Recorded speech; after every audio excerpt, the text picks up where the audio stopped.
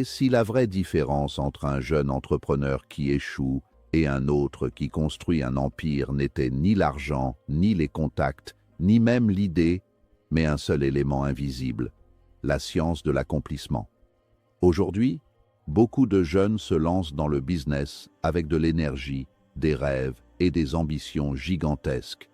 Pourtant, très peu atteignent réellement le niveau qu'ils imaginent.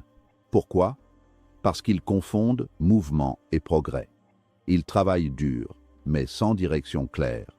Ils apprennent beaucoup, mais appliquent peu. Ils veulent réussir vite, mais sans comprendre les règles fondamentales du jeu. Dans cette vidéo, tu vas découvrir ce que les grands entrepreneurs comprennent très tôt. Le succès n'est pas un accident, c'est un système. Un système basé sur la psychologie, la discipline et la stratégie. Si tu maîtrises ce système, tu peux transformer n'importe quelle idée en opportunité réelle. Reste jusqu'à la fin, car je vais te révéler 5 leçons puissantes qui peuvent littéralement changer ta manière de penser, d'agir et de construire ton avenir en tant que jeune entrepreneur. Ce n'est pas motivationnel, c'est transformationnel. Leçon 1. La clarté est le point de départ du succès. Le point de départ de toute réussite humaine réside dans la clarté de la vision. Imaginez un navire quittant le port sans aucune destination inscrite sur son journal de bord. Les vagues et les vents décideront de son sort, et il finira inévitablement par s'échouer sur des récifs invisibles ou par errer sans but jusqu'à l'épuisement de ses ressources. Dans le monde impitoyable de l'entrepreneuriat et du développement personnel, c'est exactement ce qui arrive à la majorité des gens. Ils avancent à tâtons, poussés par des désirs flous de richesse ou de liberté, sans jamais définir avec précision ce que ces concepts signifient réellement pour eux. La clarté n'est pas un luxe ou un simple exercice de style pour les rêveurs, c'est la boussole fondamentale qui oriente chaque décision stratégique, chaque allocation de capital et chaque heure de travail investie dans un projet. Lorsque nous parlons de clarté, nous faisons référence à une triple définition. Savoir exactement ce que l'on veut, comprendre profondément pourquoi on le veut, et déterminer avec réalisme dans quel délai cet objectif doit être atteint. Les entrepreneurs qui marquent l'histoire ne se contentent pas de vouloir gagner plus d'argent ou avoir du succès. Ils chiffrent leurs ambitions, ils dessinent les contours de leur offre, ils identifient leur client idéal avec une précision chirurgicale et ils fixent des échéances non négociables. Cette précision absolue agit comme un filtre puissant contre les distractions quotidiennes. Elle permet de dire non à 99% des opportunités brillantes mais hors sujet, pour se concentrer exclusivement sur l'unique pourcent qui fait réellement avancer le schmilblick. Sans cette vision laser, vous êtes condamné à disperser votre énergie dans toutes les directions, produisant beaucoup de mouvements, mais aucun progrès réel. De plus, la clarté possède une dimension psychologique et neurologique extrêmement puissante que la science moderne commence à peine à cartographier. Notre cerveau est équipé d'un réseau complexe appelé le système d'activation réticulaire. Ce mécanisme agit comme un filtre d'informations géant, ne laissant passer à notre conscience que ce qu'il juge pertinent pour notre survie ou nos objectifs dominants. Lorsque vous définissez votre but avec une clarté cristalline, vous programmez littéralement ce système interne.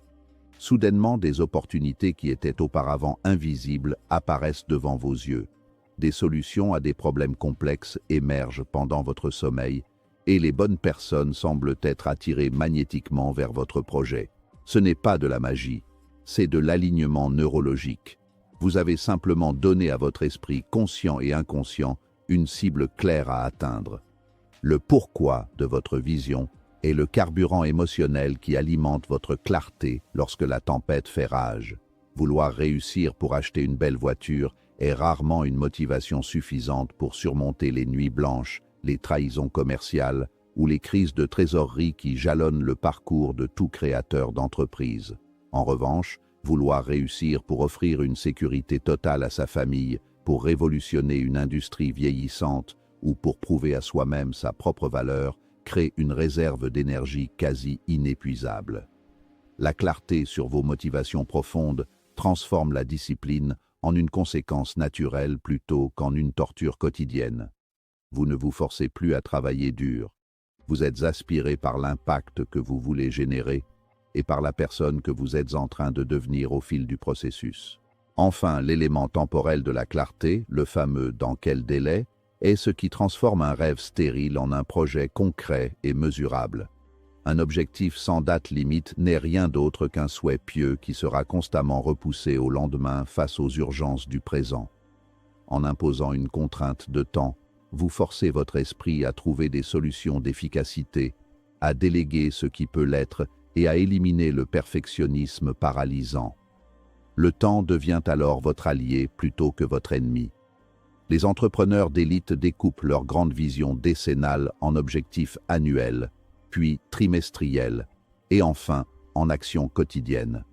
Cette cascade de clarté garantit que chaque geste posé aujourd'hui est une brique posée avec précision sur l'édifice de demain, éliminant ainsi le brouillard de l'incertitude. Leçon 2. L'action massive bat la perfection. L'un des plus grands pièges qui guettent l'esprit humain, et particulièrement celui des esprits analytiques ou éduqués, est la recherche obsessionnelle de la perfection avant le passage à l'acte.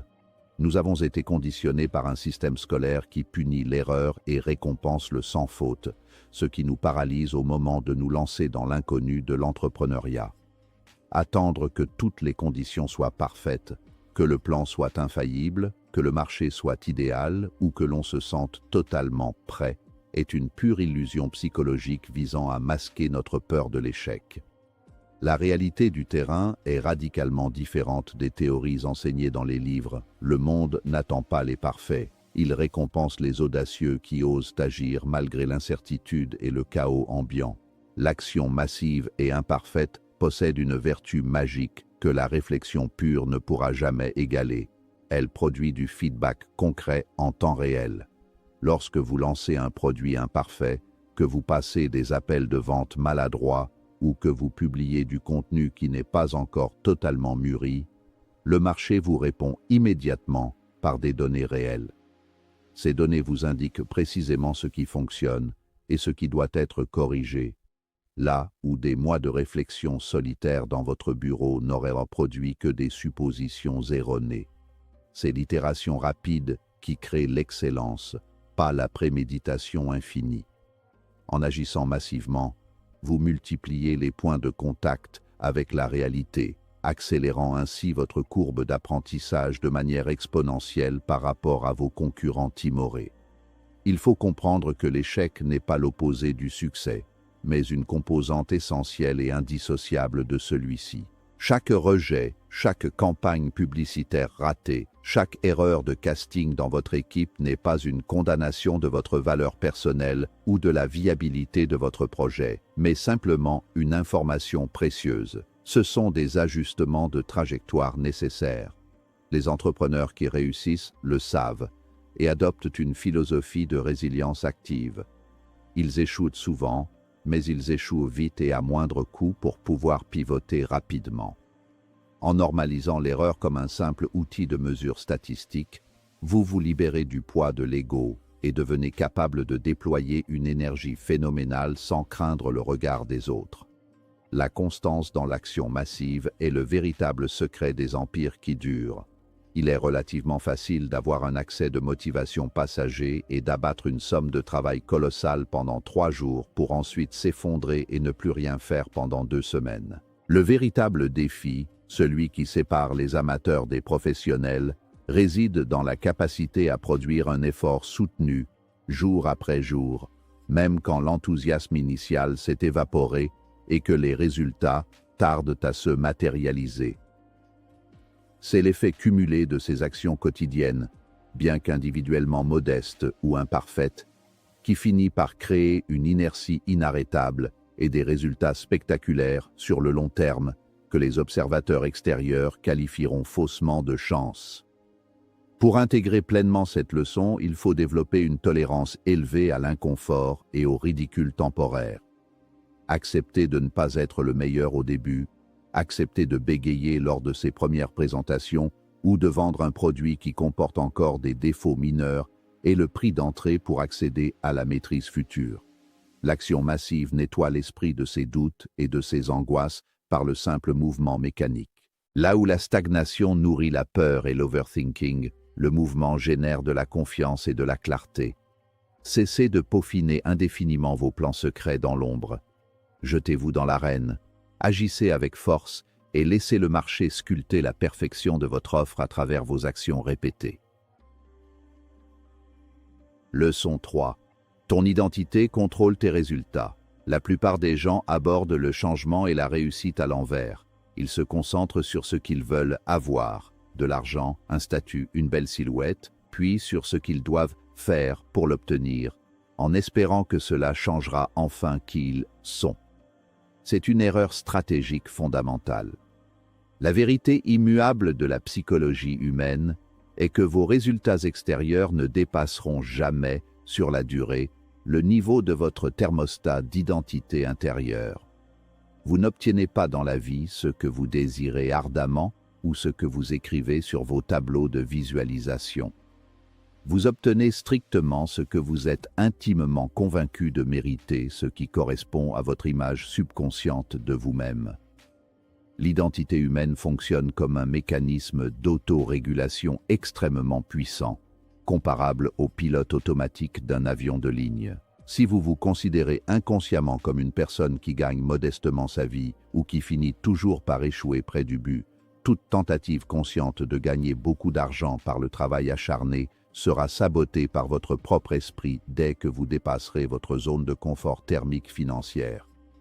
Vous ferez des erreurs inexplicables, vous procrastinerez au pire moment, ou vous dépenserez inutilement vos gains pour revenir exactement au niveau de médiocrité qui correspond à votre croyance identitaire profonde. Pour changer vos résultats de manière permanente, vous devez d'abord pirater et reprogrammer cette définition interne de qui vous êtes. La transformation de l'identité commence par une prise de conscience aiguë des histoires que nous nous racontons à longueur de journée sur nous-mêmes. Des phrases anodines en apparence comme « je ne suis pas doué pour les chiffres »,« je suis quelqu'un de timide » ou « l'argent me file toujours entre les doigts » sont en réalité des briques solides qui construisent la prison de votre réalité actuelle. Ces croyances limitantes agissent comme des prophéties autoréalisatrices. Pour briser ce cycle, vous devez consciemment adopter l'identité de la personne qui possède déjà les résultats que vous visez. Comment cette personne penserait-elle? Comment s'habillerait-elle? Comment réagirait-elle face à une crise ou à une opportunité? Vous devez commencer à incarner ces traits dès aujourd'hui, bien avant que les preuves matérielles n'apparaissent dans le monde physique. Ce processus d'alignement identitaire demande un courage immense, car il exige de laisser mourir d'anciennes versions de soi-même auxquelles nous étions attachés, parfois par loyauté envers notre passé ou notre entourage. Vos amis et votre famille peuvent ne pas comprendre ce changement et tenter de vous ramener à votre ancienne identité rassurante pour eux. C'est ici que se joue le véritable combat de l'entrepreneur, maintenir sa nouvelle vision de soi contre vents et marées, en agissant chaque jour en conformité avec cette nouvelle identité supérieure. C'est la répétition d'actions alignées avec votre nouveau « moi » qui finira par convaincre votre subconscient de la réalité de ce changement, rendant alors le succès non seulement possible, mais inévitable. En fin de compte, la richesse, le leadership et l'impact ne sont que des symptômes physiques d'une transformation psychologique interne préalable. Lorsque vous changez votre système de valeurs, vos standards personnels et la manière dont vous vous percevez face au miroir, votre comportement extérieur se modifie sans effort de volonté surhumain. Les habitudes de succès deviennent votre nouvelle nature plutôt qu'une corvée épuisante. Vous commencez à attirer des partenaires d'affaires de plus haut niveau, à repérer des opportunités plus lucratives et à négocier avec une assurance naturelle, simplement parce que votre vibration interne vibre à la fréquence de l'abondance plutôt qu'à celle du manque. Tout part de l'intérieur pour se refléter à l'extérieur. Leçon 4. La gestion des émotions est une compétence stratégique. Dans l'arène féroce du business et de la haute performance, L'intelligence émotionnelle et la maîtrise de soi ne sont pas des concepts abstraits réservés au développement personnel de salon. Ce sont des compétences hautement stratégiques qui déterminent directement la survie ou la mort d'une entreprise. L'entrepreneuriat est par définition une montagne russe émotionnelle permanente, un environnement où les certitudes du matin peuvent être balayées par une crise imprévue l'après-midi même. Les leaders qui s'effondrent sous la pression ou qui prennent des décisions impulsives, dictées par la peur, la colère ou l'euphorie excessive, finissent inévitablement par détruire la valeur qu'ils ont mis des années à bâtir avec patience. Les entrepreneurs qui réussissent au plus haut niveau ne sont pas des robots insensibles dénués d'empathie ou d'émotions humaines. Ils ressentent la peur du vide, le stress des échéances financières et la frustration des trahisons, tout comme n'importe qui d'autre. La différence fondamentale réside dans leur capacité à observer ces vagues émotionnelles sans se laisser submerger par elles, créant un espace de discernement entre le stimulus externe et leur réponse comportementale. Là où l'amateur réagit de manière épidermique et destructive, le professionnel émotionnellement mature fait une pause, évalue la situation avec froideur et choisit l'action la plus stratégique pour le bien de son organisation, indépendamment de ce qu'il ressent sur le moment. Cette discipline émotionnelle permet de maintenir une constance opérationnelle absolue, même lorsque tout s'effondre autour de soi. Agir avec rigueur et méthode quand on est motivé et que les indicateurs sont au vert est à la portée du premier venu. En revanche, continuer à exécuter son plan quotidien avec la même précision chirurgicale un jour de doute profond, après avoir perdu un gros client ou essuyé un refus bancaire, voilà ce qui caractérise l'élite entrepreneuriale. La gestion des émotions devient alors le rempart ultime contre l'inconstance et la procrastination, garantissant que la machine continue de tourner quelles que soient les conditions météorologiques internes du dirigeant. En outre, un leader incapable de maîtriser ses émotions devient une source d'instabilité majeure pour l'ensemble de son écosystème.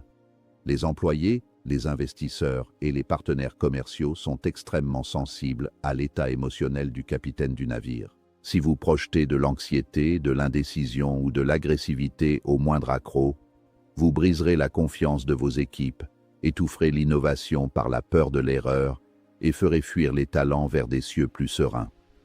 Votre calme sous la pression, votre capacité à absorber le stress sans le répercuter sur les autres et votre optimisme réaliste sont les véritables piliers sur lesquels repose la culture de performance de votre entreprise. Pour développer cette compétence stratégique, il est nécessaire de mettre en place des rituels quotidiens de régulation nerveuse et de prise de recul, tels que la méditation, l'exercice physique intense ou l'écriture réflexive. Il faut également apprendre à dissocier son ego des événements extérieurs. Une mauvaise performance de l'entreprise ne signifie pas que vous êtes une mauvaise personne, c'est simplement un problème technique à résoudre avec logique. En entraînant votre esprit à rester ancré dans le moment présent et orienté vers la recherche de solutions plutôt que vers la victimisation ou le blâme, vous transformez vos émotions d'un handicap paralysant en une source d'énergie focalisée au service de votre vision. Leçon 5. La croissance est la seule sécurité. L'illusion la plus dangereuse et la plus répandue dans le monde moderne est de croire qu'il est possible d'atteindre un palier de succès confortable et de s'y maintenir indéfiniment, sans effort supplémentaire. Beaucoup d'entrepreneurs, après avoir traversé les difficultés initiales du lancement et atteint une rentabilité stable, commettent l'erreur fatale de vouloir figer le temps pour savourer leur sécurité acquise. Or, l'univers tout entier, de la biologie élémentaire aux marchés financiers mondiaux, obéit à une loi d'évolution dynamique implacable. Ce qui ne grandit pas meurt. La stagnation n'existe pas dans la nature, elle n'est que l'antichambre d'un déclin inévitable et souvent brutal. Le monde des affaires change aujourd'hui à une vitesse exponentielle jamais vue dans l'histoire de l'humanité.